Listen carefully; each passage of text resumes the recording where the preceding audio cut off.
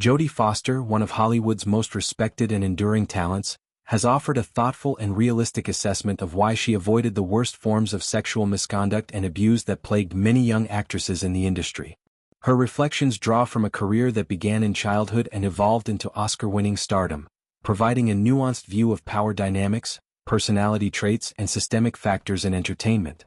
Foster pointed to her early success as a key protective factor. By age 12, she had already built significant leverage in the industry, culminating in her Oscar nomination for Taxi Driver in 1977, where she portrayed a vulnerable young prostitute. This recognition elevated her status, placing her in a different category of performers who were seen as too influential or risky to target. She explained that her power made her too dangerous to touch. She could potentially damage careers or speak out effectively if crossed, deterring predators who preyed on those without such safeguards.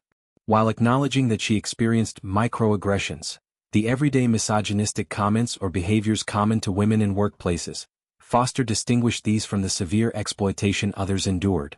She credited her Oscar nomination and growing clout with shielding her from more dangerous situations, noting that by her early teens she was no longer on the block for predators seeking easy targets.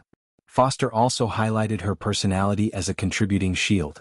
Describing herself as someone who leads headfirst rather than emotionally, she said it is difficult to manipulate her through surface-level feelings.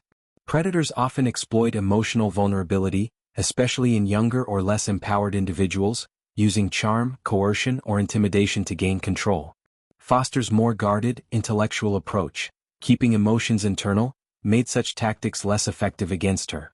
Beginning her career in the 1960s as a child performer, Foster navigated an era when protections for young actors were minimal and industry norms often enabled abuse.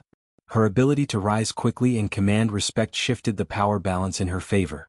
This early empowerment, combined with her resilience, allowed her to build a career free from the traumatic experiences that later surfaced in movements like #MeToo, exposing widespread misconduct.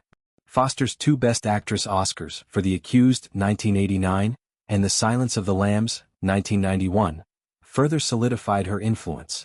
Films like these not only showcased her talent but also tackled themes of trauma and justice, perhaps reflecting her awareness of industry perils. Her reflections encourage examining how power imbalances enable abuse and how early success or strong boundaries can serve as protective mechanisms. In sharing this, Foster avoids oversimplification, recognizing that luck, timing, and systemic issues play roles. Her story underscores the need for structural changes to protect vulnerable performers, while celebrating personal agency in survival.